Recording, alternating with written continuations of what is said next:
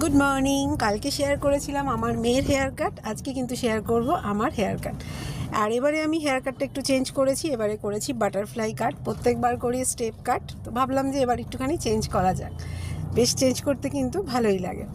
তো দেখে তো অন্যের ওপর ভালোই লাগছিল, জানি না কাটার পরে আমার হেয়ারের ওপর কতটা সেটা ভালো লাগবে। আপনাদের মুখ থেকে সেটা শুনে নেব এবং আপনাদের কমেন্ট সেকশন দেখেই কিন্তু বুঝতে পারবো কতটা আমাকে ভালো লাগছে। যাই হোক, তো আগের দিন তো বলেইছিলাম এখানে সেই ছোটোবেলা থেকে আমার মেয়ে যখন একদম 3 বছর বয়স তখন থেকে হেয়ার কাট আমি করাচ্ছি।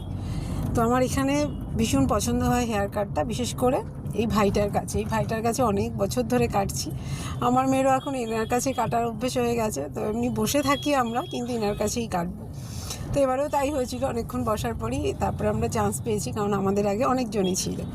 তো যাই হোক, ওই জন্য আপনাদের সঙ্গে হেয়ার কাটটা একটু শেয়ার করি। হ্যাঁ, আমার এই হেয়ার কাটগুলো দেখে কিন্তু আমার প্রচুর বান্ধবী ওখান থেকে হেয়ার কাট করে এসছে, কারণ তাদেরও খুব ভালো লেগেছে। আর সত্যি ওখানে সবার ব্যবহারটাও খুব ভালো, আর জায়গাটা তো সবার জন্য ভালোই, মানে ওখানে যাতায়াতের খুব একটা বেশি অসুবিধে হয় না, যেহেতু জায়গাটা হচ্ছে কেষ্টপুর। তো যে কোনো দিক থেকেই আসা যায়, খুব একটা বেশি দূর নয়। তা আমাদের বাড়ি থেকে তো ওটা কাছেই হয়, সল্টলেক থেকে, সেজন্য আমি ওখানেই কেটে নিই। তো যাই হোক, কেমন হলো হেয়ার কাটটা কিন্তু অবশ্যই জানাবেন। গল্প করতে করতে কিন্তু কাটিংটাও কমপ্লিট।